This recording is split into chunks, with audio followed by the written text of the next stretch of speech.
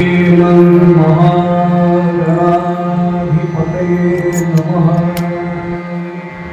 श्री सरस्वत्यै नमः। श्री गुरुभ्यो नमः। यदा नमोहन्ति सदा प्रत्युह सम्भवम् तदा तन्मे दयालुं नमस्ते शारदे देवी सरस्वती मतिप्रदे वसतु मम जिह्वाग्रे सर्वविद्याधरे। गुरुर्ब्रह्मा गुरुर्विष्णुः गुरुर्देवो महेश्वरः गुरुः साक्षात् परब्रह्म तस्मै श्री गुरवे नमः। मूकं करोति वाचालं पङ्गुं लङ्घयते गिरिं यत्कृपातमहं वन्दे परमानन्दमाधवम्।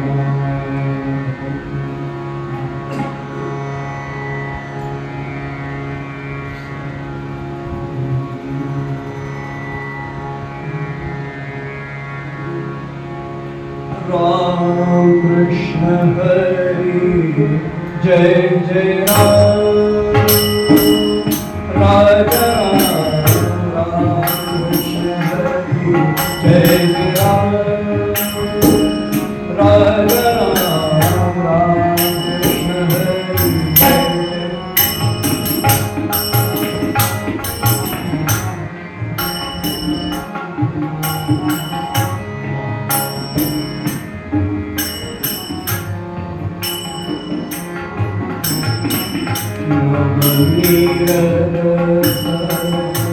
नवनीत प्रिय नवनीत प्रिय नवल विनोद विहारी राजा नवल विनोद विहारी राजा जय जय राम राजा राम कृष्ण हरि जय जय राम।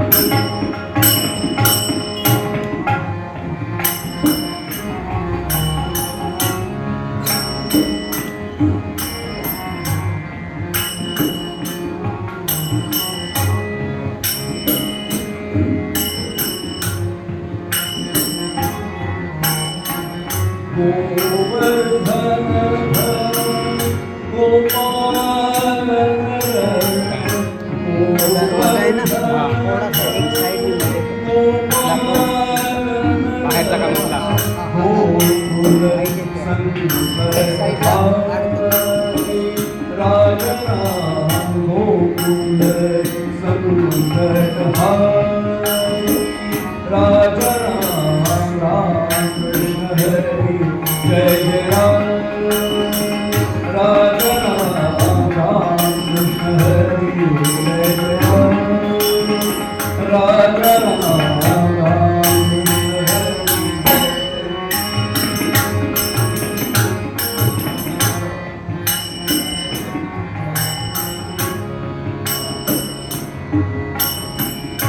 शरणागत दीन चरणी तेरे शरणागत दीन चरणी तेरे करुणा दृष्टि निहारी राजा करुणा दृष्टि निहारी राजा राम कृष्ण हरि जय जय राजा राम कृष्ण हरि जय राम कृष्ण हरि जय राम।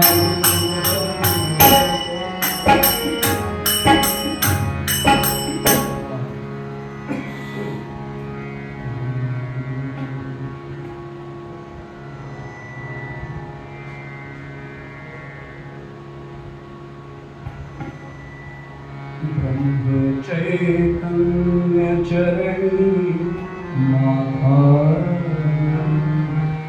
ब्रह्म चैतन्य चरणी माता कीर्तनी ये सद्गुरु कीर्तनी ये सद्गुरु ब्रह्म चैतन्य चरणी माता ब्रह्म चैतन्य चरणी माता कीर्तनी ये सद्गुरु कीर्तनी ये सद्गुरु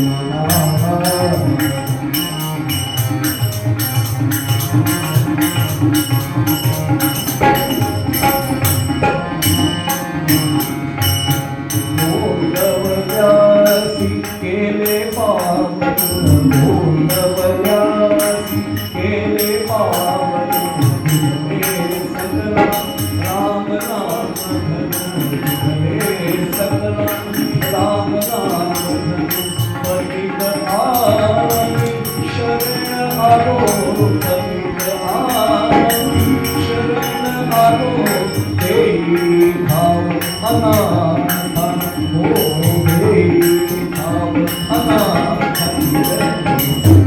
सद्गुरु बाबा कीर्तनी ये सद्गुरु बाबा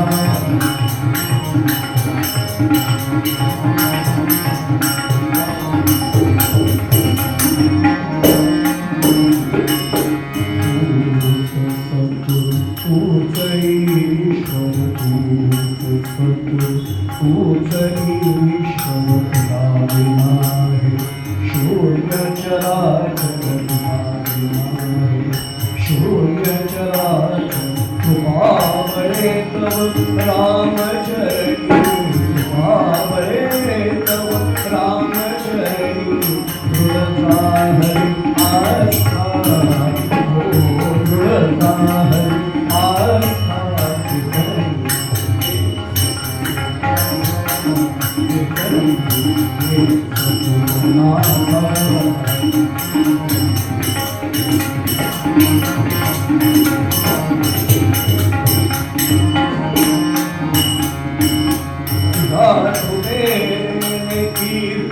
तुझ्या कृपेने कीर्तन सेवा श्रीकारुणी मज आशिष द्यावा श्रीकारुणी मज आशिष द्यावा अनंत सुंदर तुझ करितो वंदन अनंत सुंदर तुझ करितो वंदन सांभाळी सर्वथा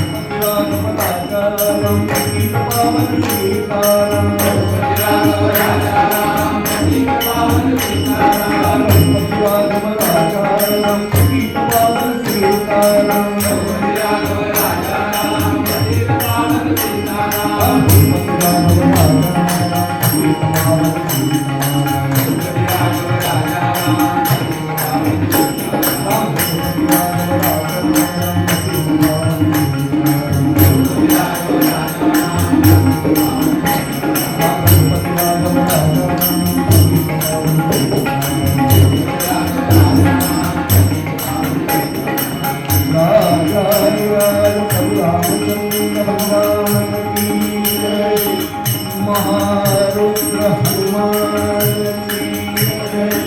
कुंडली वरदा हरी विठ्ठल श्री ज्ञानदेव तुकाराम पंढरनाथ भगवान की जय माऊली ज्ञानेश्वर महाराज की जय सद्गुरु श्री ब्रह्म चैतन्य महाराज की जय सतसंतन की जय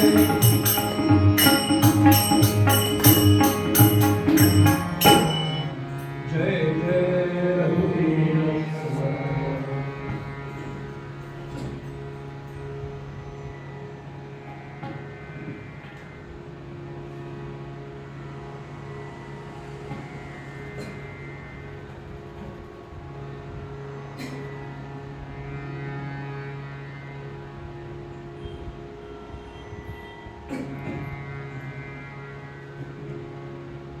भाग बड़े करे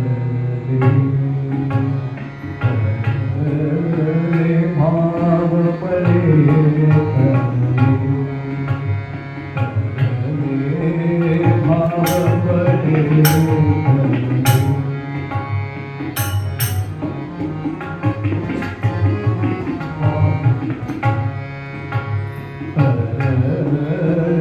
भाव बड़े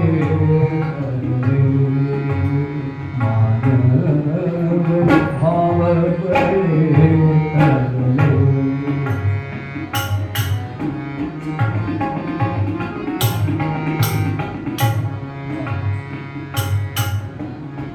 सारा सार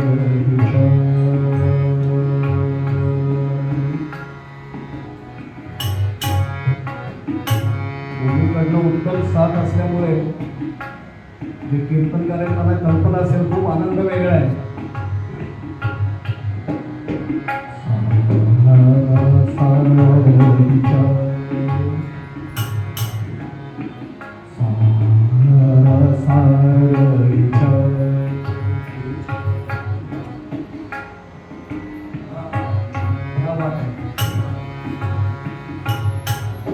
हे हवंय ते कसं येतं बघा तिकडे. सार असार विचार विचार सार विचार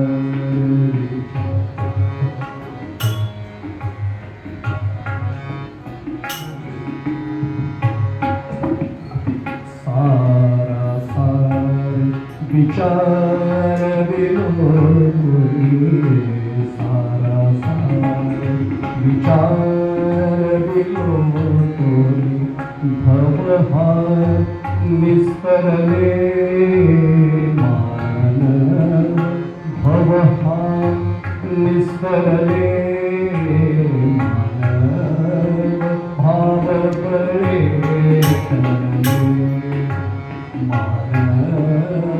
भाव बळे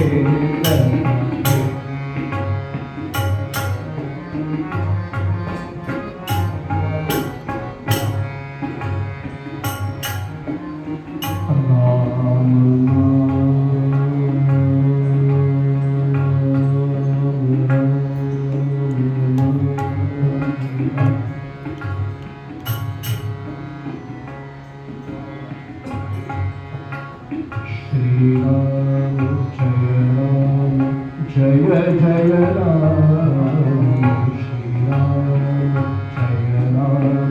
जय जय राम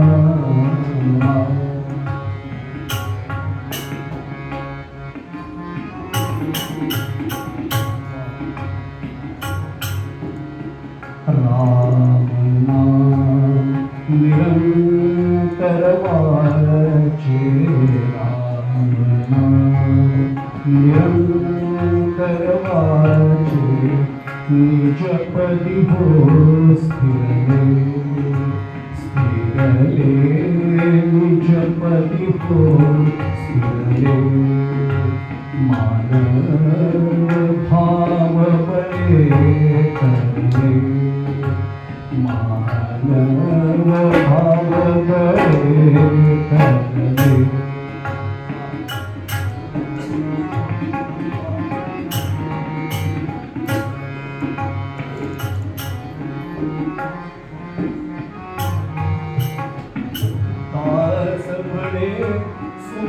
सागर डोही दास म्हणे सुख सागर डोही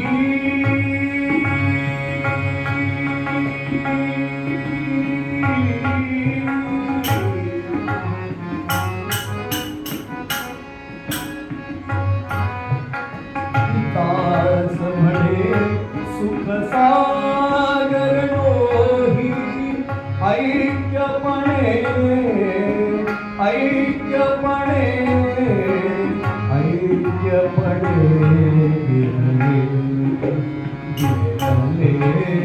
ऐक्यपणे गिरले मानव भावपणे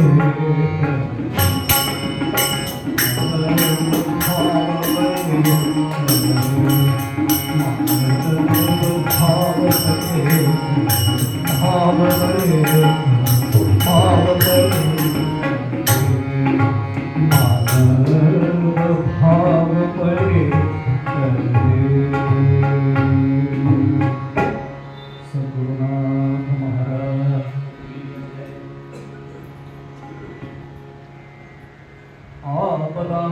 आपदामपहर्तारं दातारं सर्वसम्पदां लोकाभिरामं श्रीरामं भूयो भूयो नमाम्यहम् आदिनारायणं विष्णुं ब्रह्माणं च वसिष्ठकं श्रीरामं मारुतिं वन्दे रामदासं च श्रीधरम् अनेन प्रियतां देवो भगवान् जानकीपतिः श्रीरामचन्द्र पूर्वेशाम् अस्माकं कुलदेवतम् श्रोता वक्ता श्रीराम समर्थ श्रीराम समर्थ श्रीराम समर्थ राजाधिराज प्रभु रामचंद्र भगवान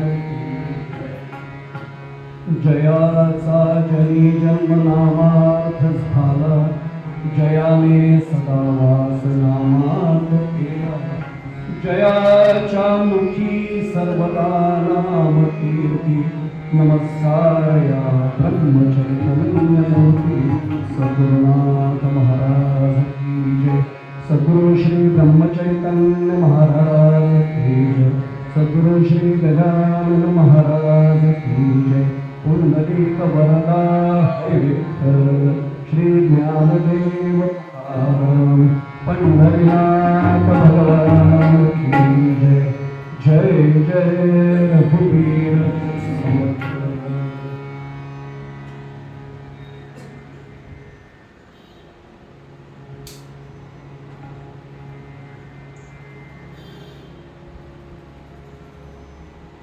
रायगड जिल्ह्याच्या आध्यात्मिक क्षेत्राचं वैभव असं ज्याचं वर्णन करावं लागेल असा अलिबागचा हा एकादशीचा कीर्तन उपक्रम आणि या कीर्तन उपक्रमामध्ये सहभागी असलेले त्याच्या आयोजनाच्या यशस्वीतेसाठी झटणारे महेश भवानी त्यांचे जे जे सहकारी आहेत त्यांना आधी सादर वंदन आधी करतो. आपण सर्व देवतुल्य मायबाप श्रोते आपल्या सर्वांचा चरणस्पर्श करतो. आज माझं परम भाग्य आहे की रायगड जिल्ह्यातल्या या जिल्ह्याच्या ठिकाणची कीर्तनकारांची मांगडी आज मला आशीर्वाद देण्यासाठी समोर आहे. त्यामुळे त्यांच्या चरणी विशेष वंदनयुक्त गौरव म्हणून नतमस्तक होतो. माझ्या उभय साथीदारांना वंदन करतो. अनुभवी उत्तम साथीदार आहेत त्यामुळे खूप आनंद सुरुवातीपासून मिळतोय. त्यांनाही वंदन करतो. प्रत्यक्ष पांडुरंग परमात्म्याला आणि माझ्या सद्गुरूंना प्रार्थना करतो की आजची सेवा देखील नेहमीप्रमाणे त्यांच्या चरणी त्यांनी रुजू करून घ्या. बरोबर 4 महिने आणि मला वाटतं 15-20 दिवसांचा खंड पडला असेल. 27 जानेवारीला आलो होतो याच मंदिरामध्ये आणि आता अधिक मासानिमित्त पुन्हा विशेष कार्यक्रमात येता आलं. वेळ मर्यादा लक्षात घेऊन पूर्वरंग जेवढा सोडवता तेवढा करूया. कारण मर्यादा ही प्रत्येकानेच पाळावी लागते. नाही मर्यादा पाळली की मग सगळ्याच गोष्टी विचित्र होत जातात. आणि आजची तर मला कल्पना दिलेली आहे की बाहेर जर सुरू झालं मी तुमच्यातलंच आहे, त्यामुळे जिथे थांबावं लागेल तिथे कुठलाही आडपडदा न ठेवता, मनात काही किंतु परंतु न ठेवता थांबण्याची मनाची तयारी आहे. काही काळजी त्याची करू नका. त्याची इच्छा जोपर्यंत असेल तोपर्यंत होईलच आहे. अभंग जो निवडलेला आहे तो राष्ट्रगुरु समर्थ श्री रामदास स्वामी यांचा आहे. या अभंगाच्या माध्यमातून भावाचं बळ नेमकं काय, भावाचं म्हणजे सख्खा भाऊ, चुलत भाऊ, मावस भाऊ असं नाही. भाव जो आहे, देव भावाचा भुकेला दास सेवकाचा झाला, तोच भाव. त्या भावाचं नेमकं बळ किती आहे हे सांगताना समर्थ आम्हाला या अभंगाच्या माध्यमातून, खरं तर अनेकांच्या पाठातलं अभंग आहे. एकदा अभंगाचे फक्त शब्द सांगतोय जेवढा उपलब्ध वेळ आहे. माझं नेहमीच एक वाक्य असतं, मर्यादा दोन प्रकारची असतात. एक वेळेची मर्यादा आहे, नाही बाहेर वाजलं तर 5 मिनिटं फार तर वाढवून देऊ शकाल, पण बुद्धीची मर्यादा या जन्मात जेवढी सद्बुद्धी दिली तेवढीच राहणार आहे, ती नाही वाढणार आहे. ती कशी वाढेल? त्यामुळे वक्त्याच्या बुद्धीची मर्यादा लक्षात घेऊन जेवढा न्याय विषयाला देता येईल तेवढा नक्की देईल. समर्थ या अभंगाच्या माध्यमातून आम्हाला भावाच्या संदर्भात सांगतायत. भाव पळे तरले मानव, भाव पळे तरले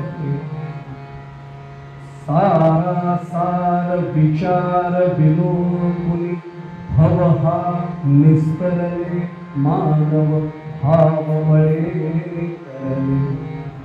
महत्वाचा साधना मार्ग दाखवलाय. राम नाम निरंतर वाचे, वाचनी म्हणतोय म्हणून समोर कीर्तनकारच अनेकदा वाचे म्हणतात. ते रामनाम निरंतर वाचायचं नाहीये, वाचेनी म्हणायचंय. राम नाम निरंतर वाचे, निजपदी हो स्थिरले मानव, भाव बळे तरले. आणि अंतिम चरणात स्वतःची अनुभूती सांगतात की हा साधना मार्ग एकदा मी अवलंबला. होतं काय? दास म्हणे सुख सागर डोही, दास म्हणे सुख सागर डोही, ऐक्यपणे विरले मानव, भाव बळे तरले. सद्गुरुनाथ महाराज. येतानाच आदरणीय महेश मोहनशी माझा विषय झाला. अनेकांचा कीर्तनकारांबद्दल स्वभाव फार मोठा गैरसमज असतो की कीर्तनकार सुटला भवसागरातला. किंवा मी सांगतो जर सुटलो असतो तर गादीवर आलोच नसतो. एका भंडाऱ्याच्या डोंगरावर गाथा पारायण करताना बसलो असतो, दिसलो असतो तुम्हाला. त्यात आमच्या अजान वृक्षाखाली आळंदीला पारायण करत बसताना दिसलो होतो ज्ञानेश्वर. तर सज्जनगडावर दासं होतं पारायण. चार अर्थी अजून गादीवर यावंसं वाटतं, याचा अर्थ अजून सुटका झालेली नाही. तेव्हा कीर्तनकार असलो तरी गैरसमज करून घेऊ नका. तर काही काही वेळा असं होतं कीर्तनकारच अशा आविर्भावात सांगतात की मी सुटलोय, बघा बाबा तुमचं तुम्हाला. नाही सुटलोय. सुटलो असतो तर सोमवारला कल्पना आलोच नसतो खाली. माझ्या सकट सगळे जीव यच्च यावत जीव सुखासाठी धडपडतात. आणि आपण इतके जाणकार श्रोते आहात. मी खरं सांगतो आपल्याला, कर्जतला जसा 6 वर्ष उपक्रम झाले त्याच्या 1.5-2 वर्ष इथे आली झाले. आणि इथे तर दोन्ही एकादशी आहे. इथला श्रोतृवर्ग एवढा तयार आहे की जर कीर्तनकार विसरला तर समोर सांगण्याची तुमची सगळ्यांची क्षमता. त्यामुळे जाणकार श्रोत्यांसमोर उभा आहे. हे येणाऱ्या प्रत्येक कीर्तनकारांनी ते भान ठेवलं पाहिजे की आपल्याला विसरलं तर समोर विचारायचं काय आहे, ते समोरला अभंग किंवा ओवी मिळेल एवढी खात्री देतो. आणि अनेक वर्षांचा अनुभव घेतलाय. खूप चांगली तयारी असलेले श्रोते. तुम्हाला सगळ्यांना पाठ झालेलं वाक्य, आता पाठातलं वाक्य असं मी म्हणतो, पाठातला अभंग असतो, पाठातला श्लोक असतो, पाठातली ओवी असते. पाठातलं वाक्य आठवले साहेब की सुखासाठी धडपड. तुम्हाला आता पाठ झाले, हे धड पडेपर्यंत धडपडे पाठ झाले. मी त्याच्या पुढे जाऊन सांगतो हे धड पडेल याची तरी कुठे खात्री आहे, तरी धडपड सुरू. आणि एवढे करून सुद्धा पांडुरंग परमात्म्यासमोर आपण उभे आहोत. मी मूर्तीसमोर किंवा मंदिरात म्हणत नाही, मी पांडुरंग परमात्म्यासमोर उभा आहे असा आपला भाव पाहिजे. छातीवर हात ठेवून आपण म्हणावं की सुख मिळालं म्हणून. आपण ज्यांना मिळालं असं वाटतं ते खरंच भाग्यवान, त्यांच्यावर खरी सद्गुरूंची कृपा आहे. आता शोधच पूर्ण थांबला नाही होत. आणि म्हणून सुखासाठी करतो. यावत जीवेत सुखम जीवेत ऋणम कृत्वा घृतम पिबेत आमच्या चार्वाकांनी पण सांगितलं. आज माझ्यापेक्षा गौतम बोध सुद्धा त्याच्यावर बोलते. ती काय म्हटलं लक्षातच असेल. चार्वाकांनी तेही सांगितलं आणि त्यालाही ऋषीचा दर्जा दिला ना. तो म्हणतो कशाला चिंता करतायत, कुठे पुनर्जन्म वगैरे आहे तोपर्यंत ऋण काढा मिळाले तर. बुवा फक्त एवढंच आहे, नशीब चारवा त्या काळी जन्माला आला. आज म्हटलं असता ऋणम कृत्वा सुरापिते घृतम पिबे, ठीक आहे, शरीर तरी मजबूत होईल, निदान तेवढं तरी म्हटलं. आता लक्षात येईल की एवढं सगळं करून सुद्धा सुखाची अनुभूती येत नाही, हे नेमकं दुर्दैव आहे. जे सिद्धावस्थेला पोचले त्यांचा अपवाद वगळूया. इथेही असतील, या मंदिरामध्ये अनेक जण असतील असे. मी माझ्यासारख्या जडजीवांच्या बद्दल बोलतो की नाही येत ती अनुभूती. त्याचं कारण नेमकं काय? समर्थ त्यासाठी हे उतारा घेऊन आले. औषध समर्थांचा दासबोध काढून पहा. औषधशास्त्राचा, वैद्यकशास्त्राचा समर्थांचा दांडगा अभ्यास आहे. नखुरड्या सकट अनेक रोगांवर समर्थांनी लिहून ठेवलं. आणि मी जाहीरपणाने सांगतोय, आपण काढून पहा दासबोध. मी तर नेहमी सांगतो, BAMS ला ज्याला आयुर्वेदात ऍडमिशन घ्यायचे त्याने आधी दासबोध वाचावा. ज्याला इंजिनिअरिंग करायचे, अभियांत्रिकीला दासबोध वाचून जावं. मॅनेजमेंट कॉलेजला थेरॉटिकल शिकायचंय, आधी दासबोध वाचून जा. सगळं इथे थेअरी होईल. ऑक्सफर्ड युनिव्हर्सिटीनी मारुतीवर अंदाज शेवटी त्यांना आता नाही दुर्दैवाने ते योगेश मोह आहेत, त्याला विचारा त्यांना. ऑक्सफर्ड युनिव्हर्सिटीनी इंग्रजीत भाषांतर करून दासबोध तिने मॅनेजमेंटच्या स्टडीजसाठी ठेवलं. अजून काय पाहिजे? त्याच्यापेक्षा काय पाहिजे आपल्याला? अशा समर्थांनी आमची समस्या ओळखली आणि आज उपाय घेऊन आहे. अडचण अशी आहे की आम्ही सुखात, एक सांगू आपल्याला, ज्याचा प्रयत्न आपण करतो ना ती गोष्ट मिळाली पाहिजे. साधी गोष्ट, मी जर चालतोय आणि मला गाभाऱ्यात पोहोचायचं, मी पोहोचणार आहे. पोहोचणार केव्हा नाही, अडथळा मध्ये आला तर मी पोहोचतो. मग जर मी सुखाच्या दिशेने वाटचाल सुरू केले आणि तरी मी पोहोचत नाही तर काहीतरी गडबड नक्की, अडथळा काहीतरी आला. कोणता अडथळा आलाय? थोडा प्रयत्न करूया. कोणता अडथळा आलाय? आमची सगळ्यांची, मी पुन्हा सांगतो, आपल्यासारखं जे सिद्धावस्थेला पोचले त्यांचा अपवाद करतो. मी माझ्यासाठी बोलतोय. माझ्यासारखे जे कोणी जडजीव असतील तर त्यांच्यासाठी मी बोलतोय. आमची सुखाची अपेक्षा देहाच्या माध्यमातून आहे. सुख आत्महत्या त्या आत्म्याला नकोय, त्या देहाला सुख हवं. आल्यानंतर पंखा चालू आहे की नाही, गोवा इथे आल्यावर बघतो की नाही बघावं. मी अजून बघितलं नाहीये पण सांगतो. आणि खरं सांगू, आपल्याला गादीवर उभं राहिल्यानंतर वारा लागतोय का नाही लागतोय याचं भान नाही उरलं पाहिजे हो कीर्तन करायला. त्याचं भान उरतं याचा तर मीच देहबुद्धीवर आहे. मी समोरच्याला काय सांगणार देहबुद्धी वाईट आहे म्हणून? त्याच्याही पलीकडे जाऊन सांगतो, वारा कुठलाच लागू नये गोवाला. अहंकाराचा वारा न लागू राजसा. गौतम बुवा, मी नेहमी सांगतो सगळ्या विद्यार्थ्यांना, मला एका मुलीने 12वीच्या प्रश्न विचारला होता की बुवा पगडी किंवा फेटा का बांधतात कीर्तनात? म्हटलं आम्ही बोलतो, नवल अहंकाराचे गोठी विशेष न लगे अज्ञानाचे पाठी, पण सज्ञानाचे झोंबे कंठी नाना संकटी नानाचे. कीर्तनकार 2 तास उभा राहिल्यावर त्याच्याच डोक्यातला अहंकार उसळी मारून जर वर येऊ नये असं वाटत असेल, आमच्या पूर्वजांनी सांगितलं फेटा किंवा पगडी किंवा मान काहीतरी त्याच्यावर डोक्यावर शिरस्त्राण ठेव, म्हणजे 2 तास तरी त्याला खाली ठेव. पण वारा कुठलाच नको कीर्तनकार. माझा प्रश्न एवढाच आहे, सुखाची अपेक्षा कोणाच्या माध्यमातून? देहाच्या माध्यमातून. घरी सुद्धा साध्या खुर्चीवर नाही बसत मी, अजून कुठली चांगली खुर्ची आहे का बघतो. बसण्याची सुद्धा व्यवस्था मला चांगली पाहिजे. वाईट नाही बरं का, हे करू नका असं मी म्हणत नाही. त्यात घरात उद्यापासून AC काढून टाका बोलूया असं नाही करायचं. पण अपेक्षा जी सुखाची आहे ती आमची सगळी देहाच्या माध्यमात. आणि अडचण अशी आहे, मी पुढचं वाक्य सांगतो, आपण सगळे जाणकारात म्हणून, सुख फक्त आठवले साहेब या देहाला नकोय. या देहापासून निर्माण झालेल्या पुढच्या ज्या पिढ्या आहेत त्यांच्या सुखासाठी सुद्धा हा जीव धडपडतो. या देहाची धडपड. आपण म्हणतो बा 7 पिढ्या घरी बसून खाते. अरे तू कोण त्यांना बसून खायला घालणार आहेस? मी काय म्हणतो लक्षात आलं असेल, आमची तयारी किती झाली पाहिजे घरी. गजानन विजय ग्रंथ काढून पहा. 5व्या अध्यायात 6वी ओवी आलेली आहे दासगणू महाराजांची. अरे देवाला समोर उभं राहून दासगणू महाराज सांगतात, जैसे करशील तैसे करी, परी दया असू दे अंतरी, देवा तुझ्या परावे दास करूच्या साऱ्या. काय करायचं रे कर, सगळं सहन करायला तयार आहे. हे फक्त मौखिक पातळीवर नाही, आचरणाच्या पातळीवर आलं पाहिजे. याचीच अडचण नेमकी आमची होती. आणि हे जर नाही झालं तरी देहाच्या माध्यमातून सुखाची धडपड आमची थांबत नाही. देहबुद्धी जोपर्यंत जात नाही तोपर्यंत सुख मिळणार नाही नाही नाही. त्रिवार सत्य. ज्यांचा अभंग आपण ठेवला ना त्यांचंच करुणाष्टक काढून पहा. त्यातला एक त्यातला अष्टकातला श्लोक सांगतो करुणाष्टकातला.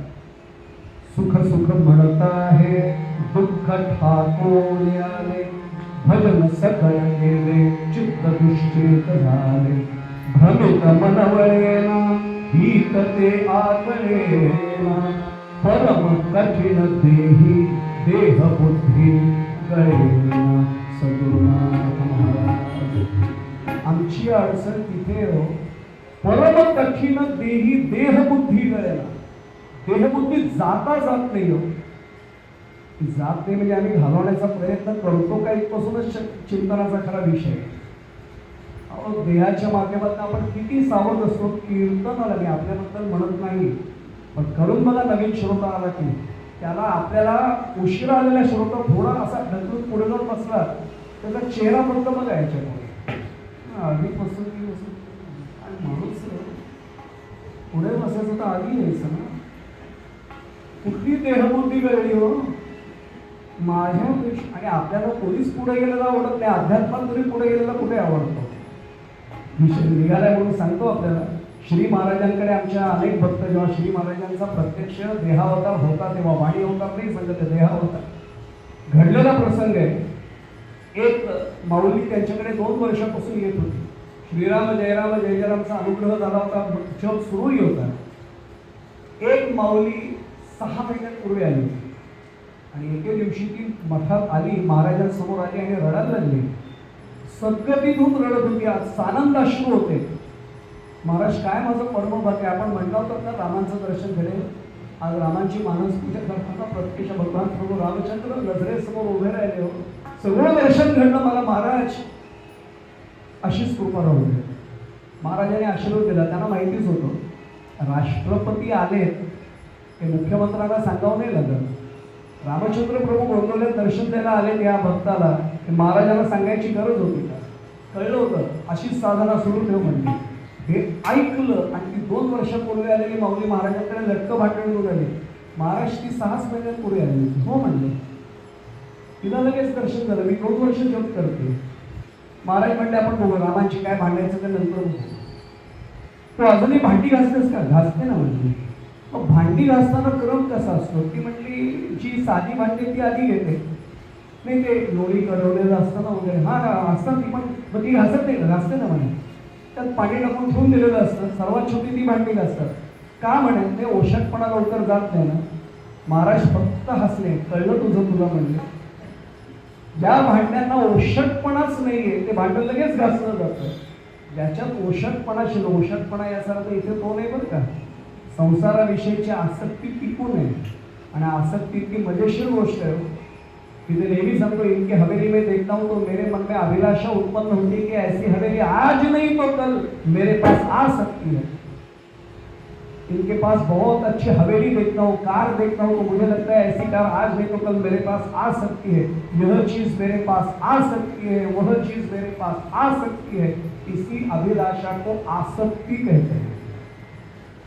पुढचं वाक्य आहे का? अगर सद्गुरु जी की कृपा हुई तो ये आसक्ति या सकती. म्हणून सद्गुरूंच्या चरणाशी जायचंय. आता लक्षात येईल देहबुद्धीत आम्ही अडकलोय. आणि तुकाराम महाराजांसारखा ज्याला जगद्गुरु उगाच नाही म्हटलं. तिथे नेहमी प्रसंग सांगतो. असा प्रसंग महिपती बाबांच्या चरित्रात शोधायला जाऊ नका. तुळाराम पांगारकरांच्या चरित्रात शोधायला जाऊ नका. हा कीर्तनकारांनी तयार केलेला प्रसंग आहे. मी तर नेहमी सांगतो सिनेमा तयार करणार नाही का आम्हाला सिनेमॅटिक लिबर्टी असते म्हणतात. आम्ही चांगल्या कारणाने घेतोय. कीर्तनकार प्रसंग रंगवण्यासाठी दृष्टांत तयार करतो. तसा तो दृष्टांत आहे. सिद्धांत तोच आहे. फक्त सिद्धांत बळकट होण्यासाठी तो दृष्टांत. पांडुरंगाच्याच मंदिरात आता आपण आहोत आणि प्रत्यक्ष पांडुरंग परमात्म्याच्या भोवती तुकोवर आहे प्रदक्षिणा करतात. तो विणा त्यांचा नेहमीचा गायकला. पण आमच्यासारखं नसतो. आम्ही वारकरी कीर्तनाला उभारतो म्हणून सांगू आपल्याला. आमचं लक्ष पाहिलं तर विणाकडे असतं. संयोजकांना आम्ही सांगतो विणा बदला किती वर्ष जुना डिझाईन पण दिसत नाही. अरे त्या डिझाईनची तुला देणं काय? तुझ्या आयुष्याचं डिझाईन पण पहिलं किती बनलंय. त्याच्याकडे बघणार आहे पांडुरंग परमात्मा, त्या विणाच्या डिझाईनकडे नाही बघणार आहे. तुकोबांचा विणा कसा होतो, फुटकाच विणा त्याला दोन तारा आणि खाली येर झारा पंढरी. तुकोबांना एकाने विचारलं, तुकोबा काय फुटका विणा घेत आहे? तुकोबांचं समोर इतकं छान उत्तर, मला ते आवडतं, हे अजूनही माझ्या मुखात येत नाही. तुकोबा त्याला एवढंच म्हणाले, अरे असेल विणा फुटका, असतील त्याच्या तारा तुटलेल्या, दोनच असतील, पण जेव्हा इथे मी देहूत ती तार छेडतो आणि रामकृष्ण हरी म्हणतो ना, माझ्या पंढरपूरच्या पंढरीनाथाच्या अंतःकरणात ती तार त्याच वेळी छेडली जाते. मला काय याच्यापेक्षा अजून तयारी पाहिजे आमची. आता लक्षात येईल सगळं. तुकोबा असं प्रदक्षिणा करत होते, पण प्रदक्षिणा रिसबोर्ड भाऊ माझ्यासारखी नाही ना. मी असं बाकीचे काय करतायत आणि कसं असं सोमवारी बघणार, काय बसले देवळात बसले तरी गप्पा मारताय, तर तुम्ही काय करायचं ते आणि भगवंत बघतील ना, तू तुझ्या प्रदक्षिणेचं बघ, पण आमचं लक्ष तिथेच असतं. आणि हे कधी करू नये बरं. कमी आहे दृष्टांतातलं उपदृष्टांत सांगतो आठवले म्हणून. एका संन्याशाच्या बाबतीत घडलेला प्रसंग आहे हा. उपनिषदातली कथा आहे, आपल्या सर्वांना माहिती आहे. समोर वारांगणा होते त्याच्या घराच्या, म्हणजे आश्रमाच्या समोर. हा रोज तिच्याकडे ते गिराईक आलेलं पाहायचं. काय जीवन व्यर्थ केलं ही समज, ती नरकात जाणार तू.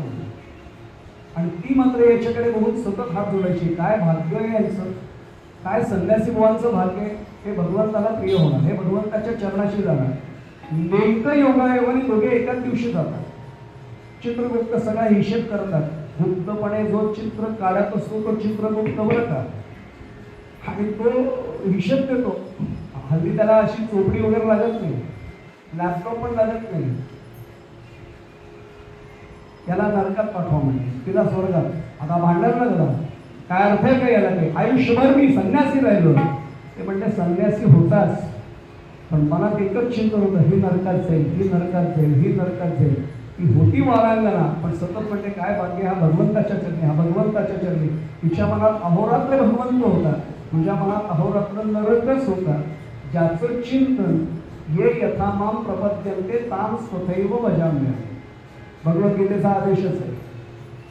मी एवढ्यासाठी सांगतोय की तुकोबा प्रदक्षिणा घालतात आणि अचानक लक्षात येतं हात धरलाय. तुकोबाचे एकदम भानावर येतात, बघतात तर प्रत्यक्ष पांडुरंग परमात्मा. बाकी कोणाची हिंमत की तुकोबांचा हात धरायची? पांडुरंग परमात्मा समोर. एवढंच म्हटलं पांडुरंग परमात्म्याला, पांडुरंग प्रदक्षिणा नाही झाल्या, व्हायच्या. तुकोबा भक्तीचं ओझं झालंय, काहीतरी मागा. तुकोबांचं ब्रीद माहिती आपल्याला, काही मागणे हे आम्हा आलोचित वडिलांची नाही मागणार म्हणते. मागण्यासाठी भक्ती नाहीये. तुकोबा भक्तीचं ओझं झालंय, माग काहीतरी, जाऊ देणार नाही म्हणते पुढे. पांडुरंग काय हट्टे म्हणजे, हो हट्टे समज. लक्ष करून तुकोबांचे की आता पांडुरंग आपल्याला पुढे काही जाऊ देत नाही. तेव्हा हे उपकाराचं ओझं तुझ्यावर झालं तर तू माझ्यावर करतो, हो असं समज. कुठला उपकार म्हणजे, कुठला उपकार मागितलं? देवा आता ऐसा, देवा आता ऐसा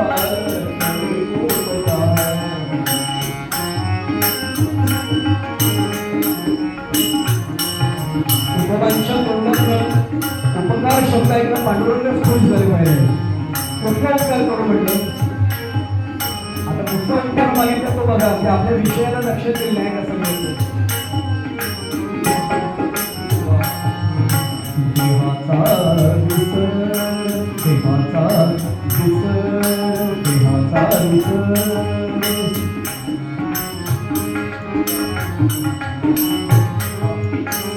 देहाचा विस, पाणी माझ देहाचा विस, पाणी माझ, पाणी माझ, देवा आता ऐसा, देवा आता ऐसा. हे ऐकलं मात्र पांडुरंग परमात्मा म्हणताय, तुकोबा हे विपरीत मागणे. एक सत्यनारायणाची पूजा जरी घातली तरी माझ्याकडे लोक म्हणतात रूपम देही, यशो देही. आणि तू मागतोस काय? देहाचं विसर कशासाठी? तुकोबा म्हणते पांडुरंगा घाई करू नको, याचंही स्पष्टीकरण देतो. कशासाठी देहाचा विसर? तरीचा हा जीव सुख पावे माझा, तरीचा हा जीव.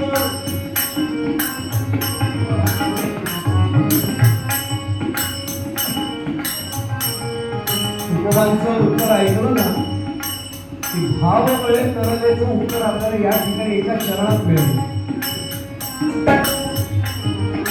तरीच हा जीव सुख पावे माझा, परे के शिवाचे खरोवाले, परे के शिवाचे खरोवाले. देवा आई सारे देवा आई सारे देवा आई सारे देवा आई सारे देवा आई.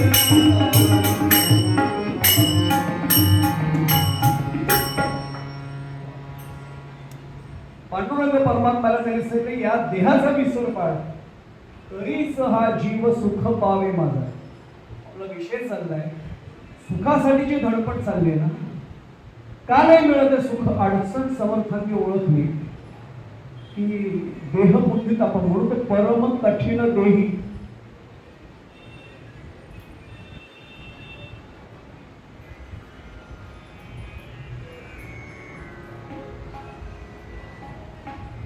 परम कठीण देही देहबुद्धीवर गळेना.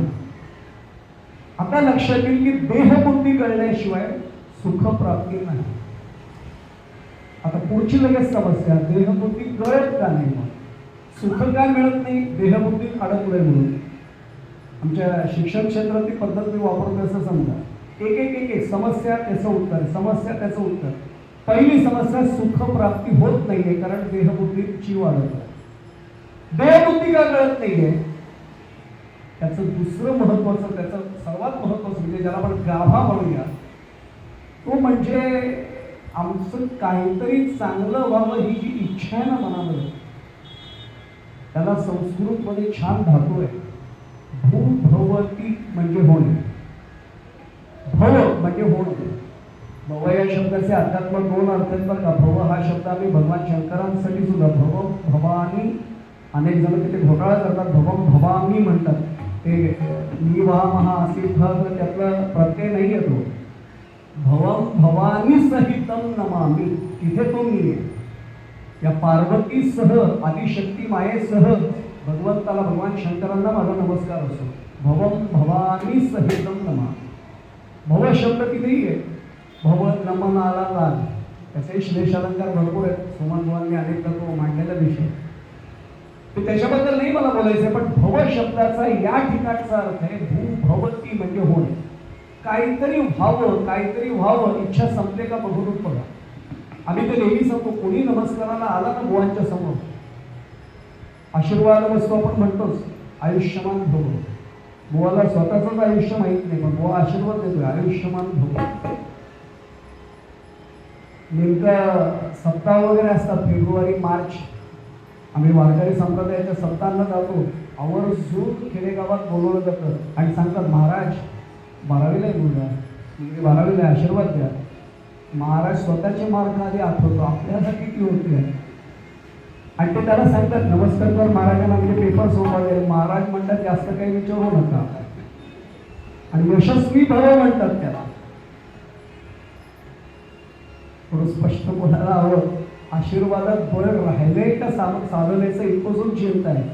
आणि शापातही सामर्थ्य राहिलेलं नाही. शापात सामर्थ्य असतं ना, तर मी मोदी साहेबांना पत्र लिहिलं असतं की आमच्या गावातल्या 4 महिलांना पाठवतो, दोघींना पाकिस्तान बॉर्डरला ठेवा, दोघींना चायना बॉर्डरला ठेवा, चीनच्या सीमारेषेवर. तळा ठेव, एवढं म्हणा, संपलं पाकिस्तान, संपलं चीन. नाही ना होत, काहीच होत नाही हो. कारण सामर्थ्यच नाही उरलंय तपाचं, तर उरेल काय? पूर्वी होतं बरं का. म्हणजे अगदी स्पष्ट सांगतो तुम्हाला, आशीर्वाद दिला की तसं होणार ही खात्री असायची. आता काय खात्री कोण कोणाची देणार? एवढ्यासाठी समजा भूभवती म्हणजे होणे, काहीतरी व्हावं असं वाटत राहते. म्हणजे आम्ही अजून भवरोगाचे शिकारी आहोत. साधी गोष्ट आहे. शिक्षण पूर्ण व्हावं असं वाटतं, यशस्वी भव, मग काय समजा पदवीधर भव, नोकरी लागावी भव, कोणतरी देतो आशीर्वाद, मग छोकरी मिळाली भव, मग संसार सुखाचा हो, पगार वाढवतो भव, मग 2 झाले, आता 6 होत आहेत भव. म्हणजे असं दणक्यात आशीर्वाद देतात सगळे. पण मला सांगा, इच्छा संपली का हो? स्पष्ट सांगतो आपल्याला, आपण हे अनुभव घेतलेच ते. एखाद्याला विचारलं काय महाराज वारीला येणार का, आलोच तो, मुलाचं आत्ताच लग्न ठरलंय. ते कसं आता जबाबदारी आहे, शेवटची जबाबदारी. एकदा 2 झाले, महाराज तुम्हाला सांगतो पुढच्या वर्षी आपल्याला काय अडचण नाही येणार. चिकाटी सोडत नाहीत बरं का संप्रदायातली मंडळी, पुढच्या वर्षी करतात. महाराज तुम्ही म्हटलं तर येणारच आहे, पण आत्ता नाही जमणार का, सुनबाईला दिवस गेले, कोणतरी वडीलधारा अनुभवी घरात असला पाहिजे. म्हणून ही आणि मी दोघांनी ठरवले तिचं बाळणपण एकदा होत आहे. अहो पुढच्या वर्षी बाळ खूपच लहान आहे हो, काळजी घ्यायला हवी ना. सुनबाई पण नोकरी करते, घरात कोणतरी हवं. पुढच्या वर्षी जा. नातवंडाला आजी आजोबांचा एवढा लळा लागलाय, आई बाबा नसले तरी चालते. आता पुढचं वाक्य सांगतो, फक्त आधी स्पष्ट करतो, स्वभाव तुमच्याकडे बघून सांग, त्यांच्याकडे बघतच नाही. हे घाटबुवांचं वाक्य आहे. घाटबुवा म्हणले, जर सुनबाई आणि मुलगा म्हणला की आजोबा तुमच्याशिवाय नातू राहत नाही, तर ओळखा मुलगा आणि सुनबाई महाट ॲम्ब्युस आहेत, लटकवून दिला संसार आपल्याला. ते मोकळे झाले. असं घरी जाऊन सांगू नका. सांगितलं तर पुरोहित बुवांचं नाव सांगायचं नाही. घाट बुवांचं सांगा, ते बिचारे वर्ण आशीर्वादच देतील. फार मजेशीर बोलायचे घाट बुवा, पण परखड बोलायचे नाही. भव आमचा संपत, भव रोगाचे आम्ही शिकार होतो. वेळेची मर्यादा लक्षात घेऊन उपाय शोधूया. समर्थ उपाय घेऊन आले, औषध घेऊन आले. भव दूर करायचं आहे, भव रोग दूर करायचा आहे. उपाय काय दिला? शब्द लिहून पहा, भव. या भ अक्षराच्या पुढे काना काढा. भाव तयार झाला. याच भावाच्या बळावर जो पुढे जाईल, भाव बळे तरले मानव, भाव बळे तरले.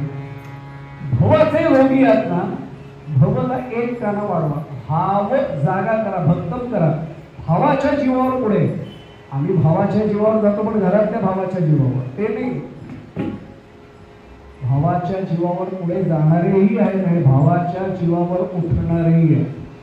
आपण मराठीचे जाणकार आपले काय म्हणतात आपल्या लक्षात आलं. तो भाव आणि तो भाव नको आपल्याला. म्हणे नाही भाव न देवा मला पाव, देव अशानं पावायचा नाही रे, देव बाजाराचा भाजीपाला नाही. फार परखड आमच्या तुकोजी महाराज बोलून गेले. राष्ट्रसंत उगाच नाही म्हटले. हा भाव जागा करा बस. साधना मार्ग पुढचा असला पाहिजे ना. साधना मार्ग दिलाय, राम नाम निरंतर वाचे, निज पदी हो स्थिरले, मानव भाव बळे तरले. दुसरा चरण मुद्दामून बाजूला का ठेवलं ते शेवटी सांगतो. साधना मार्ग आपल्यासाठी महत्वाचा. आपल्याला एक कळलं, भाव जागा करायचा आहे, भाव भक्कम करायचा आहे. भक्कम भाव होण्यासाठी साधना एक हवी. ती साधना दिली नामसाधना. नामसाधना सुद्धा अनेक प्रकारे करता येते, पण इथे आपल्याला कुठल्या प्रकाराने करायचे?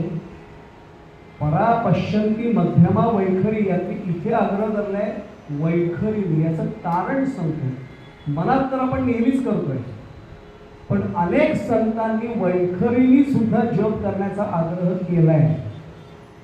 हरिमुखे म्हणा, हरिमुखे म्हणा, पुण्याची गणना. हरिपाठ आपल्या सर्वांना पाहिजे. पालुपदच त्यांचं असं आहे, हरिमुखे म्हणा. हरिमनी म्हणा नाहीये, हरिमुखे म्हणा, हरिमुखे म्हणा. पुण्याची गणना कोण करे. मी आपल्याला पुढे सांगण्यापुढे सांगायचंय मला मुद्दा म्हणून, या मुखाने नाम घेण्याची आवश्यकता आहे. त्याचं कारण आपण समजून घेऊया. कारण खूप महत्वाचं आहे. माझा एक साधा प्रश्न आहे. सगळेच संत भगवंताशी थेट बोलायचे, पण भगवंताशी खेळणं सुद्धा ज्याचं होतं असे संत कोण? भगवंताला थेट नैवेद्य भरवायचे असे संत कोण म्हटलं की एक नाव देतं, संत शिरोमणी नामदेव महाराज. 7व्या वर्षी ते भगवंताला नैवेद्य ग्रहण करायला लावलं. आम्ही नैवेद्य दाखवतो, तो कशाला घेऊ? दाखवता तुला. वासुदेव शास्त्री प्रकाशकर, आपण नाव ऐकलं असेल, गेले विचार आता 94व्या वर्षी भागवत सरांच्याही आधी संस्कृतमध्ये पूर्ण कीर्तन करणारे असे प्रकाशराव शास्त्री, तुमचं नातं घरातलं असल्यामुळे लहानपणचा पहिला संस्कार कीर्तनाचा त्यांचा. गप्पा मारायला बसायचे, गोष्टी सांगायला, म्हणजे खांद्यावर टाकून घेऊन जायचे पाहिजे, गोष्ट ऐकायची कीर्तनाचं. खरं म्हणजे सगळ्या नातवंडांना आपण असं आणलं पाहिजे बरं का, तरच पुढची पिढी कीर्तनात येत नाही. चल गोष्ट ऐकायला एवढंच सांगायचे, काही कळायचं नाही. कीर्तन म्हणजे काय पूर्वरंग, म्हणजे अजूनही काही कळत नाहीच कीर्तनात. उगाच खोटं सांगण्यात काय अर्थ आहे? हा प्रयत्न आहे सगळा. कळतं असं म्हटलं की संपू, कळून घेण्याचा प्रयत्न सुरू आहे सद्गुरू कृपेने, एवढंच म्हणतो. त्यांना मी प्रश्न विचारला होता लहानपणी, 4वी-5वीत असेल, तरी गोष्ट सांगितली नामदेव महाराजांची. आम्ही त्यांना वासुकाका म्हणायचो. म्हटलं वासुकाका, आमचा नैवेद्य भगवंत घेणार नाही का? घेईल की, तुझा काय माझा पण घेईल नाही. म्हटलं का नाही घेईल? त्यांचं उत्तर सांगतो इनामदार साहेब. त्यांनी काय म्हटलं असेल, आपण सगळे डॅम्बिस होत म्हणले. मला तरी भांडं समोर ठेवलं, असं गृहीत धर म्हणजे की मंडळ केले आणि नैवेद्य ठेवलंय, दाखव नैवेद्य. मी म्हटलं दाखवतो. मग म्हणलं तू दाखवतोच म्हणतोस, इथे पहिली चूक म्हणले. तू तुला दाखव म्हणलं, तू म्हटलं दाखवतो नैवेद्य. आणि ते केलं तरी सुद्धा ओम प्राणाय स्वम अपानाय स्वम द्या. मला म्हटलं हात बघ कुठे चाललाय. ओम प्राणाय स्वम अपानाय स्वम. अरे म्हणजे हात तुझ्या मुखाकडे चाललाय, तू कशाला तुझा नैवेद्य घेईल? नामदेव महाराज 7व्या वर्षी जेव्हा मंदिरात गेले, रिजपूर साहेब त्यांना माहीत पण नव्हता मंत्र प्रोक्षणाच्या वेळी काय म्हणायचं. त्यांनी एवढं सांगितलं, पांडुरंगा भोजनाची वेळ झाली, माझ्या बाबांनी सांगितलं तुला नैवेद्य भरवायचं आहे. खीर पण किती छान झाली, भाकरी पण किती छान झाली, भाजी तर खूपच, माझ्या आईच्या हातची भाजी खाल्लीच ना तू, असं करून भरवत होतो मनाने. आम्ही नुसतं दाखवतो, त्याचं पुन्हा प्रोक्षण करताना हात आमच्याच विषय नाही, कशाला ते नैवेद्य घेईल. पुढचं वाक्य सांगू, तुमच्या माझ्या घरात नाही आहेत, पण एकत्र कुटुंब असणाऱ्या आमच्या कोकणात एखाद्या घरात जाऊन बघा, हे वाक्य व अनेकदा येतं बरं का. 35-40 जण असतात, भाऊ भाऊजाया असतात सगळ्या. जो घरचा मुख्य भाऊ असतो तो नैवेद्य दाखवायला पुढे जातो, केळीचं पान वगैरे टाकून नैवेद्य तयार करून दिला जातो. त्याची पत्नी त्याला सांगते, अहो आरती झाली की येताना ताट घेऊन या नैवेद्याचं, त्याचा भाऊजी घेतील. अहो तिथेच जर रिझर्वेशन पडले, येताना घेऊन या तर भाऊजी घेतील. देव तरी कशाला गेलो?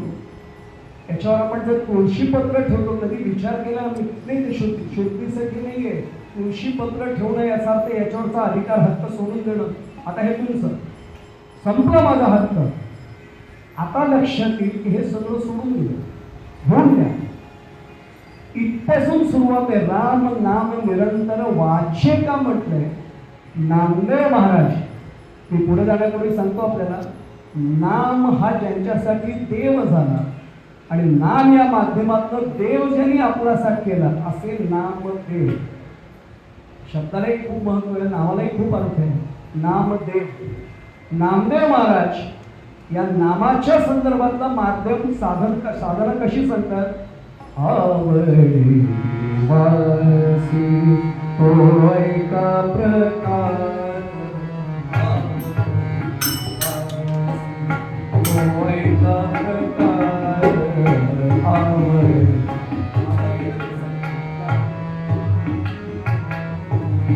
आवडी वासी तो एका प्रकार, नामाचा उच्चार रात्रंदिन, नामाचा उच्चार रात्रंदिन. आवडी वासी तो एका प्रकार, आवडी आवडी वासी, आवडी वासी, आवडे देवासी तो ऐका प्रकार, नामाचा उच्चार रात्रंदिन. उच्चार करा असं म्हणते म्हणून राम नाम निरंतर. निरंतर याचा अर्थ सदैव, सदोदित, सदा सर्वदा. आपण नेहमी म्हणतो सदा सर्वदा, त्या सदा आणि सर्वदा याचा अर्थ कुठेही खंड न पडता अहोरात्र त्याचं नाव घ्या. राम नाम निरंतर वाचे. आणि या वाचेने का घ्यायचं? त्या वाचेने अनेक असत्य भाषण केलं जातं अनेकदा. मी कधीच असत्य बोलत नाही, हेच पहिलं असत्य असतं. पण तरी माझं चिंतन मांडतोय, मी आपल्याबद्दल बोलत नाही. मी स्वतःच म्हणतो, मी जर कधी म्हटलं बुवा मी कधी खोटं बोललेलो नाही, ओळखून जा, हेच बुवाचं पहिलं खोटं वाक्य. काय बाकी सांगू, आपण त्याचं समर्थन करतो बरं का, म्हणजे आपल्या मराठीत जस्टिफिकेशन देतो.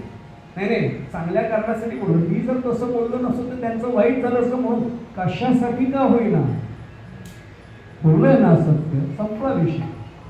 आणि योग मार्ग जो आहे, अष्टांग योग ज्याला म्हटलं जातं, त्यातल्या पहिल्या यममधलेच 5 उपांग जे आहेत, यम एकांगातले सत्य, अहिंसा, अपरिग्रह, ब्रह्मचर्य असते. बाकीचं सगळं पाळलंय, सत्य भाषणच होत नाही आले. या वाचेने अनेक पापं घडलेली आहेत. या पापाला धुवून जर काढायचं असेल तर धुणं याचं प्रक्षालन म्हणतात. बाकी सगळी पापं कदाचित तीर्थक्षेत्राला जाऊन जातील, नकळत घडली असली तर बरं का. खून केला आणि गंगा नदी स्नान केलं नाही जाणार पाप, चुकून घडलंय काही मानसिक ही पाप कदाचित जातील, पण वाचिक पाप त्यासाठी प्रमाण आहे. असत्याचे मळ पैसले जे वाचे, हे नजाते साच तीर्थो.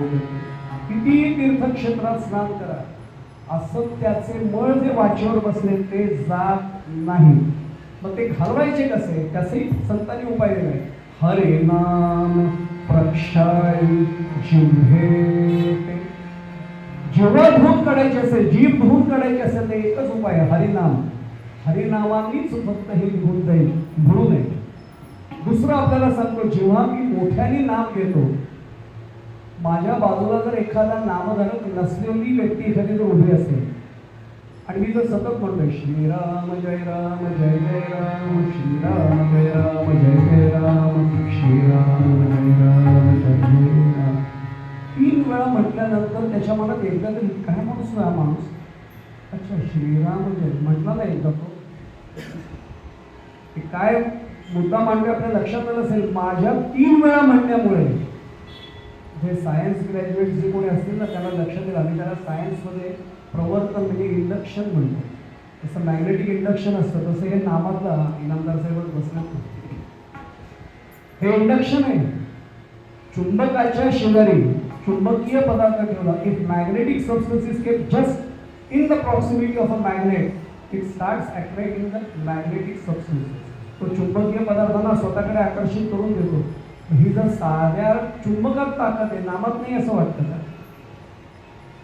काय म्हणतोय लक्षात घ्या. मी या वाचेने जेव्हा मी नाम घेतो तर माझी पापं तो धुवून निघतातच, पण इतरांच्या मनात आपोआप इच्छा निर्माण होत जाते. एक भाग आमच्याकडे कोकणातले कृष्णांत बोळा दिला जातो.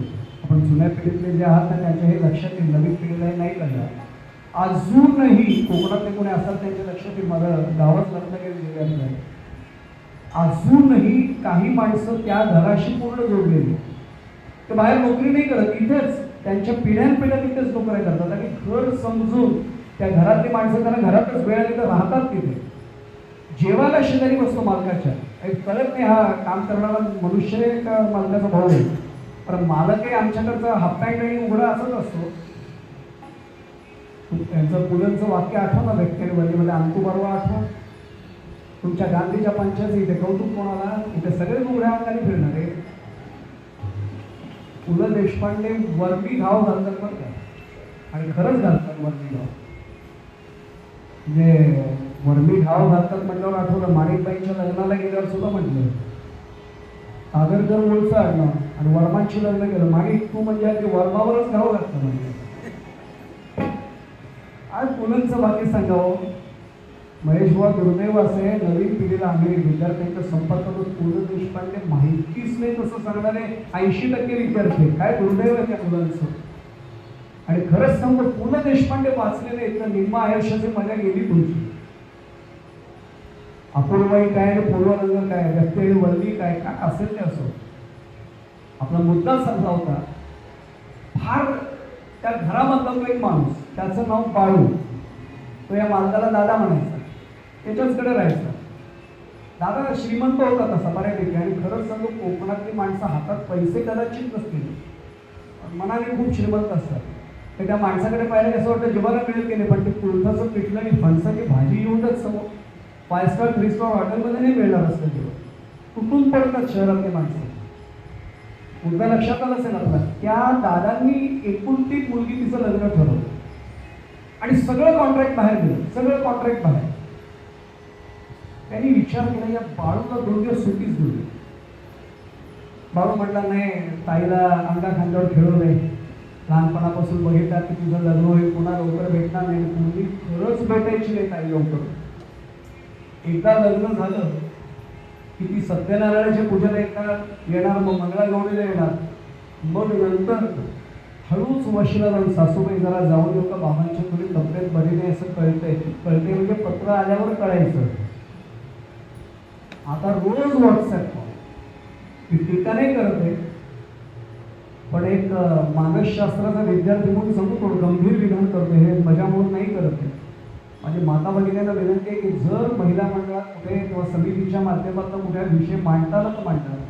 अनेक मुलींचे संसारात तट निर्माण होण्यामागे मुलीच्या आईची भूमिका कितपत एकदा खरंच विचार झाला.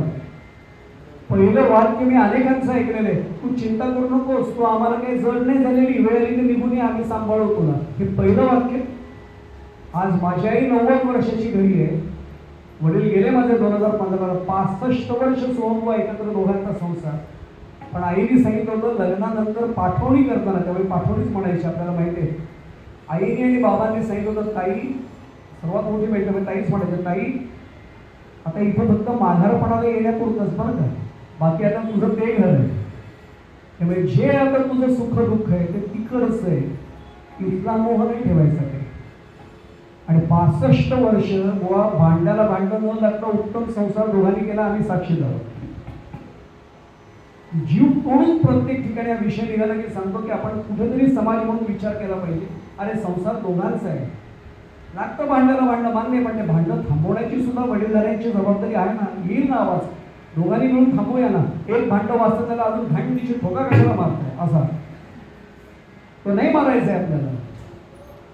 मुद्दा असा चालला होता, बाळू सांगतोय की ताई पुन्हा भेटणार नाही होतं, आणि खरंच पूर्वी नाही भेटायची. एकदा गेली की गेली. व्हॉट्सअप आता ऑस्ट्रेलियात किंवा अमेरिकेत गेली तरी रात्री रोज कॉल आहे, असं वाटतच नाही ऑस्ट्रेलियाला आहे किंवा युरोपला आहे म्हणून.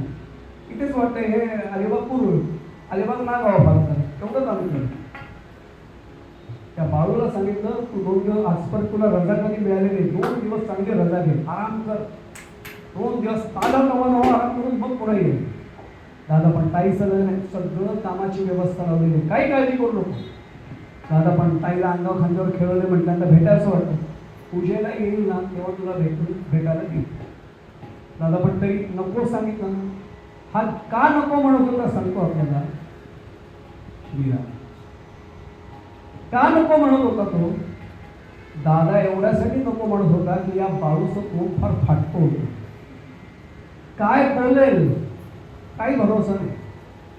म्हणजे अगदी गादीवर उभं आहे त्यामुळे बोलू नये, पण शुभ बोलू नये की पुढे काय बोलत नाही, आपल्याला कळलं. अशा पद्धतीची त्याची भाषा नको त्याच. आणि कुणाचं आपण कोणाच्या, मी वेगळं सांगतो, तुमच्या डोक्यात काय माहिती नाही, आपण कोणाच्या रागा लोभाची पर्वा करत नाही असं त्याला म्हणायचं होतं. तुमच्या मनात काही वेगळं आलं असेल तर बदला तेव्हा. दादा म्हटलं तरी सुद्धा बाळू म्हटलं दादा खरंच नाही काम, अजिबात काम नाही म्हटलं, आणि निघाले. सकाळी 8 वाजता बाळू हजर. दादाच्या पोटात गोळा. अरे तुला सांगितलं पण नको येऊ, कशाला आला.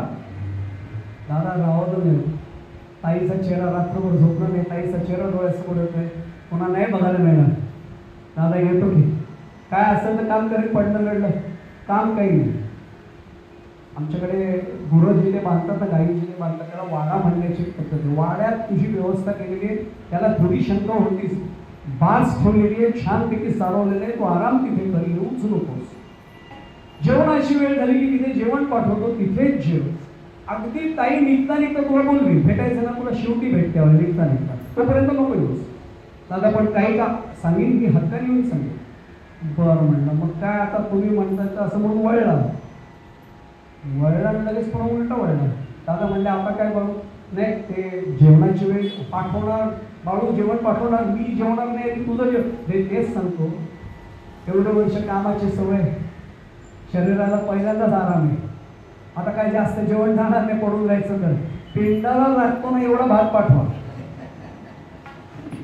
मग एकदा तो गिळीन, गपकार मढ्यावानी मेल्यासारखा पडून राहील. मग तिकडे मांडवाला आग लावो का जावई बापूंना अटॅक किंवा आपल्याला काय फरक पडत नाही. दादा म्हणले आता वाड्यात सुद्धा जायची गरज नाही, नाही बोलायचं ते बोलून झालं. म्हणलं आता थांब घेतलीस. आता गडबड लक्षात आली असेल, हे दिवसभर सुरू आहे, पण त्याला उपाय काय दिलाय, या वाचेचं प्रक्षालन करायचं. ते फक्त मगाशी म्हटलं तसं आवडे देवासी तो ऐका प्रकार नामाचा उच्चार. आवडे म्हटल्यावर काय ते रात्री घरी अचानक गेल्यानंतर घरचे म्हणतात पिठलं भात चालेल ना, चालेल. आणि तेवढ्याच सगळं पत्नी म्हणली, अरे हो ते बरं लक्षात आलं, दुपारी पाहुणे आले होते ना, आमरस शिल्लक आहे, पोळ्या शिल्लक आहे, चालेल, आवडेल. पिठलं भाताच्या वेळी काय शब्द आले होते, चालेल. आणि आता काय शब्द आले, आवडेल. 4 नामदेव महाराज सांगतायत आवडे देवासी तो ऐका प्रकारे. याचा अर्थ खात्री बाळगायची, भगवंताला जे आवडेल तेच आम्हाला सांगितलं जाते.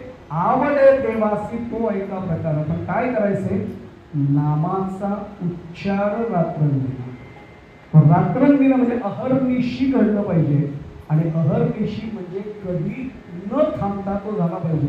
12वा अध्याय काढून पहा ज्ञानेश्वरीतला. तैसे सर्वेंद्रियांसहित मज माझी सुनिचित्त. पुढचा चरण आहे का, पुढील उत्तरार्ध, जे रात्री दिवस न म्हणत उपासी. माझ्यासारख्याचं काय होतं, रात्री झोप नाही झालेली, श्री महाराजांच्या कृपेने माळ बाजूला असते, जप नुसतं काहीतरी वेळ घालवण्यापेक्षा जप करूया. समजा लवकर झोपत नाही, 3 तास झाला जप, छान वाटतो आनंद. मग झोप लागते थोडी, सकाळी उठल्यावर स्नान झालं, अन्निक ओळखली बाकीची. तेवढ्यात कोणतरी गुरुबंधू गुरुबंधी आले, तुमच्याच काय आलं होतं, नामाला बसूया ना जरा, तुम्ही असतात की एकाने बरं जोड असेल. माझा रात्री 3 तास झाला आहे घेऊन, म्हणजे मी आता दिवसा करायचं नाही का. जे रात्री दिवस न म्हणत उपासिती. अहो उपासना करताना ते रात्र आहे का दिवस याचंही भान नाही शिल्लक राहिलं पाहिजे. हा आवडे देवासी.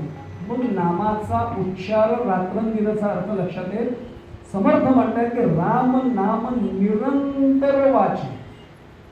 आणि ते करताना झालं काय पाहिजे, निजपदी हो स्थिर नाही. आपलं आत्मस्वरूप काय याच्यात आपल्याला स्थिरावायचं. नाहीतर आपण आतापर्यंत बाहेरच होतो. थोडं परखड बोलायला हवं. माझा नाही आहे बरं का, उगाच गैरसमज करून देऊ नका. असता तर बहुतेक आठवले साहेब माझी पावलं इकडे वळलीच नसती गाडी. समजायला काय दिलं ते उदाहरण. समजा माझा 3.5 कोटींचा बदल आहे,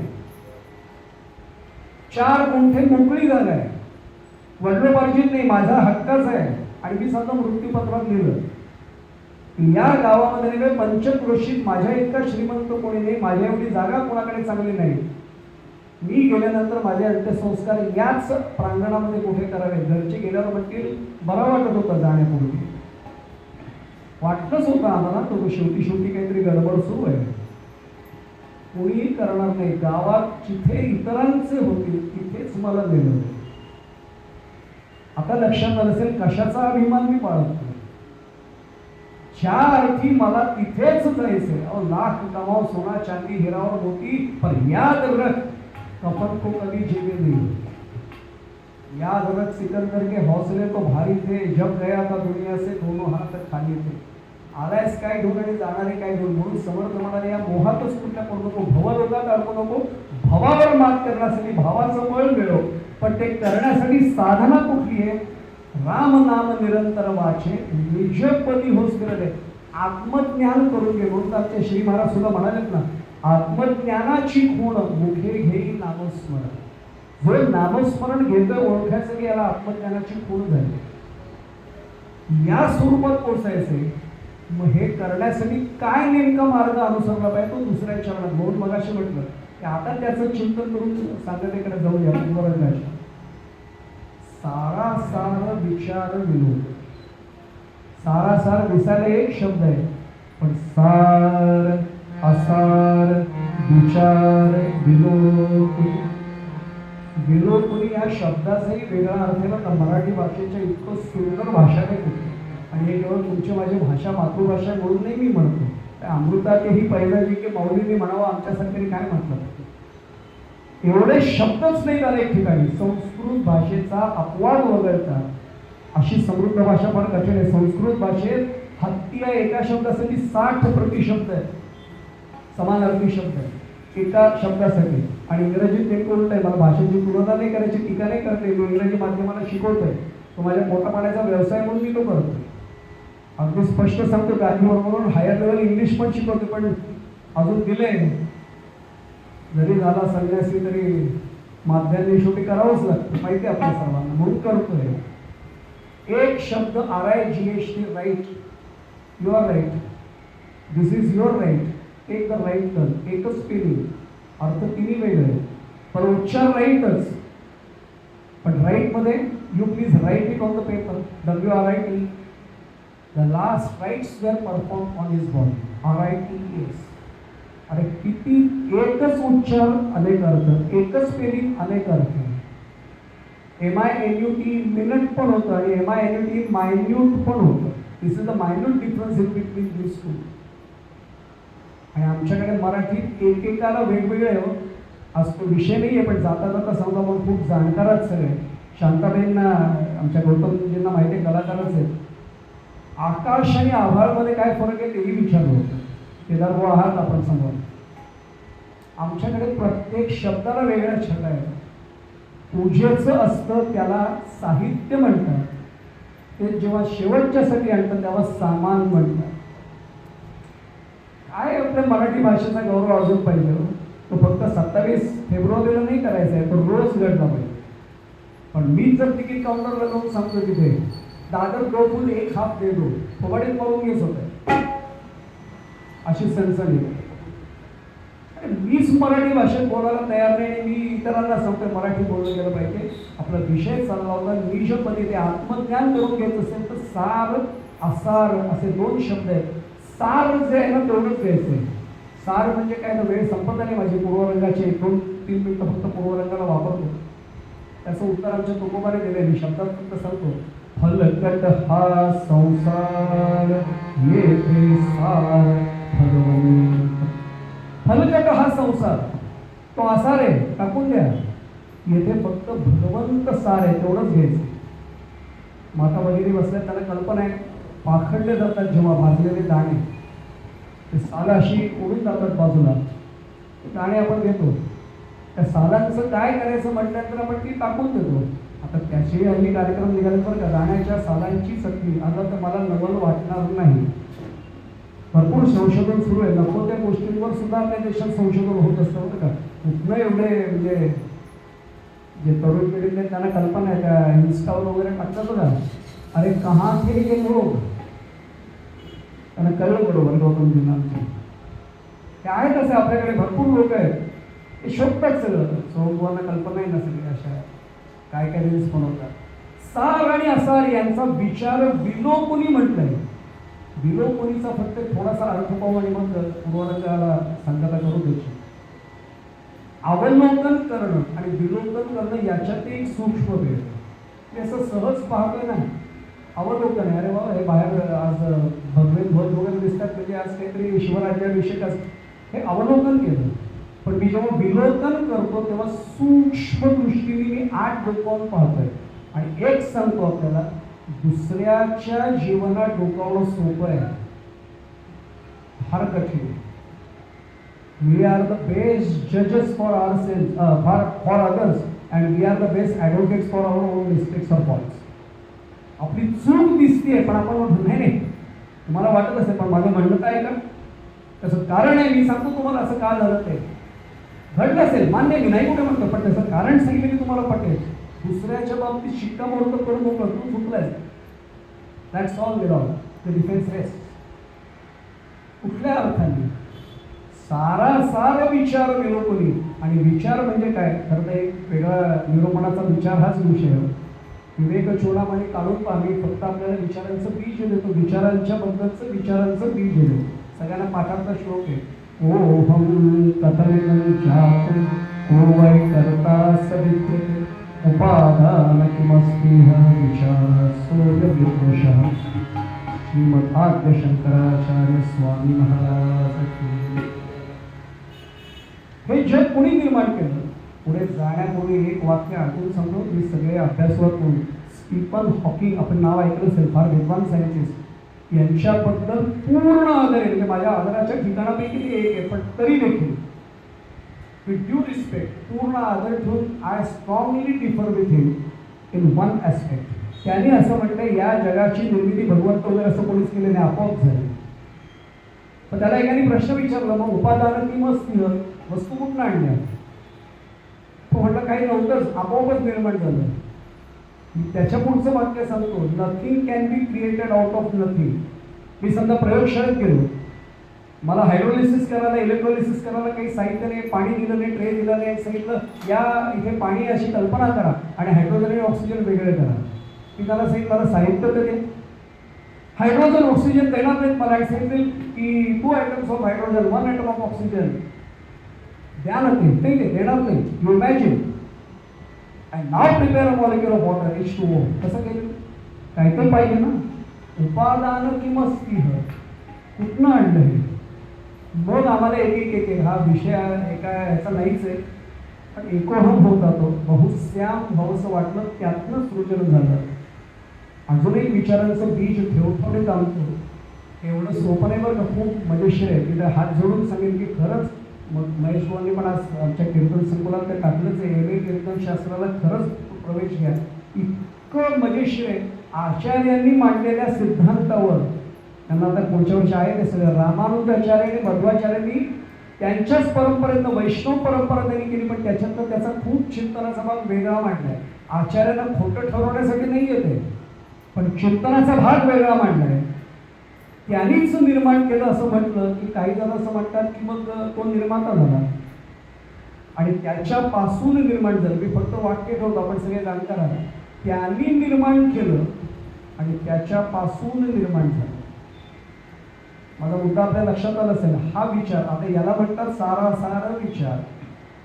उदाहरण दिलं आपल्याला, सारासार विचार विलोकुनी मग भव हा निस्तरले. थोडं जड वाटेल कदाचित, काळजी करू नका. आख्यान ऐकलं की अजून सोपं वाटेल. हे घडलं असं की मग भावाचं बळ हे पक्क होतं, भवसागरात आपण अडकत नाही. मग पुढे जातो आणि मग शेवटी अनुभव असा येतो. अंतिम चरणात समर्थ जे म्हणाले, दास म्हणे सुख सागर डोही, दास म्हणे सुख सागर डोही, ऐक्यपणे फिरले मानव भाव बळे करे. सद्गुरुनाथ महाराज. बस एवढं सगळं घडलं. ऐक्यपणे याच्यात फिरून जाता आलं पाहिजे. यासाठीच तर अधिक मास, यासाठीच पुरुषोत्तम मास आहे. अधिकस्य अधिकम फलम जर कळत असेल आपल्याला, हे नाही घडलं तर कीर्तन, प्रवचन, भागवत पुराण ऐकून मिळालं काय आपल्याला? ऐक्यपणे विरून जाण्यासाठी हे जर असेल, एक क्षण असा आला पाहिजे, बस भगवंत आता तुझ्यात मी विरून गेलोय. की ओळखायचं की अध्यात्मातली आमची वाटचाल खऱ्या अर्थाने आता सुरू झाली. निदान इच्छा तरी मनात येऊ द्या, मग हळूहळू प्रत्यक्ष अनुभूती कशी येईल. म्हणून मूळ अभंगामध्ये समर्थ नेमकं जे म्हणाले तेवढं चिंतन फक्त बघू.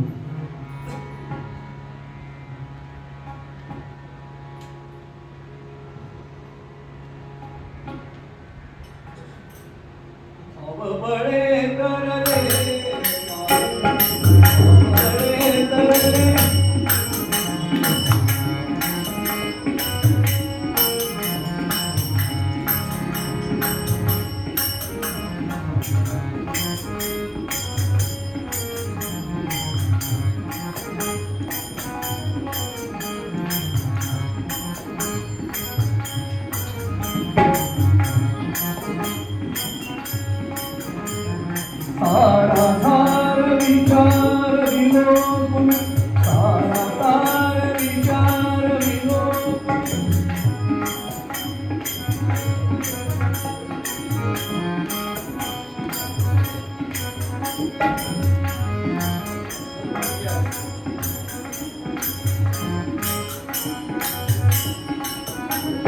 सारासार विचार विलोकन,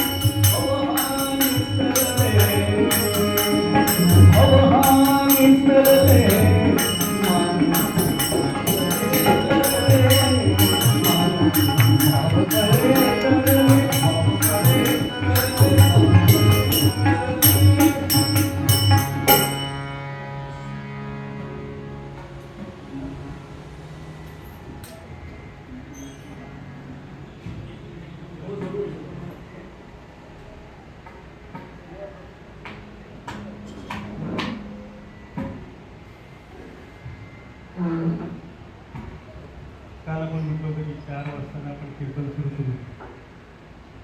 जवळजवळ काळ असलेल्यापैकी 90-95% मंडळी आपण हजरच राहिलेले आहोत. 90% नक्की आहोत. म्हणजे आणि मी पुढे आलो म्हणाले किती जण असतील. म्हटलं मी कीर्तनकार, तुम्ही आता ॲडिशनल आलेल्या पांडुरंग इथे आहेत, त्याला काही पर्याय नाही, दोन साथी जण असतील. आणि म्हटलं की लवकर खरंच चहा पिऊन निघतील इथे पोचतील. आणि इतर एकादशीला देखील साधारणपणे जय जय रामकृष्ण आणि संता संता आपण सगळे करून ठेवतो. आपला इतिहास आहे ती परंपरा. त्यामुळे त्याही मंडळीनं मध्ये जाऊन सांगितलं, मला तरी ताशा टेस्ट करावं असं वाटलं होतं. मी लगेच सांगितलं, बाबा आरती सुरू झाली की तुम्ही तिकडे सुरू केलं तरी हरकत नाही, पण तोपर्यंत जरा सांभाळ. तेही ते सांभाळलं. रोहित पवारकर या वर्षात दुसऱ्यांदा आपल्याला कीर्तन ऐकायला मिळतं. आणि काल सगळं हा दिवसभरात धावपळ झाली होती, किंवा बोलणं वेळ आहे की नाही, काल नाही स्वतःला झोपतंय की नाही. मग संवादिनीवर त्याची कन्या येणार होती, मग त्याची शाळा लवकर सुटणार होती, मग संवादिनीवरचा माणूस पडला. मग असं सगळं करत करत शेवटी 4 वाजता सुरू होणारा महत्त्वाचा हा एक मुद्दा ठेवून आपण सगळ्यांनी सगळ्या ॲडजस्टमेंट केल्या. आपणही म्हणजे केल्या, लवकर हटकून ट्राफिक, शनिवार हे सगळे विषय धरून वेळेवरती हजर झाले. मी भवनाची विनंती करतो त्यांनी उत्तर विभागाला त्याला 4:30 वाजता घेत उत्तर देखील त्याला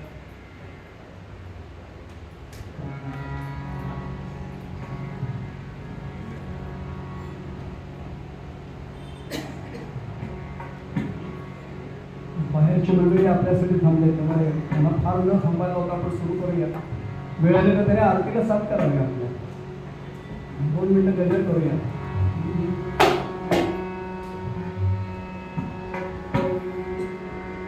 श्रीराम जय राम जय जय राम, श्रीराम जय राम जय जय राम, श्रीराम जय राम जय जय राम, श्रीराम जय राम जय जय राम,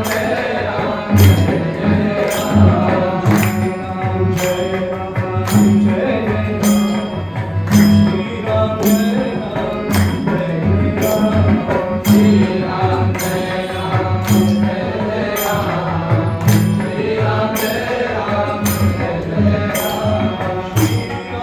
जय जय राम, श्रीराम जय राम जय जय राम, श्रीराम जय राम जय जय राम, श्रीराम जय राम जय जय राम, श्रीराम जय राम जय जय राम, श्रीराम जय राम जय जय राम, श्रीराम जय राम जय जय राम, श्रीराम जय राम जय जय राम, श्रीराम जय राम जय जय राम, राम जय राम जय जय राम, श्रीराम जय राम जय जय राम, श्रीराम जय राम जय जय राम, श्रीराम जय राम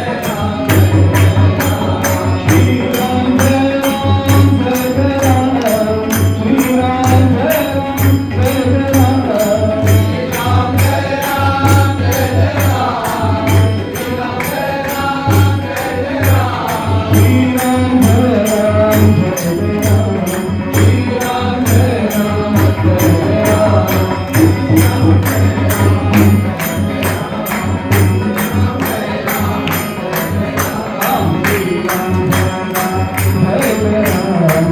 श्रीराम जय राम जय जय राम,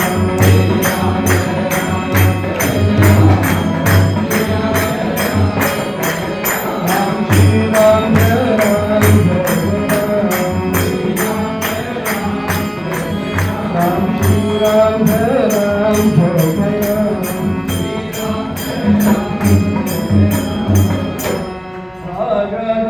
प्रभु रामचंद्र भगवान की जय, महारुद्र हनुमान की जय, कुंडली कमलता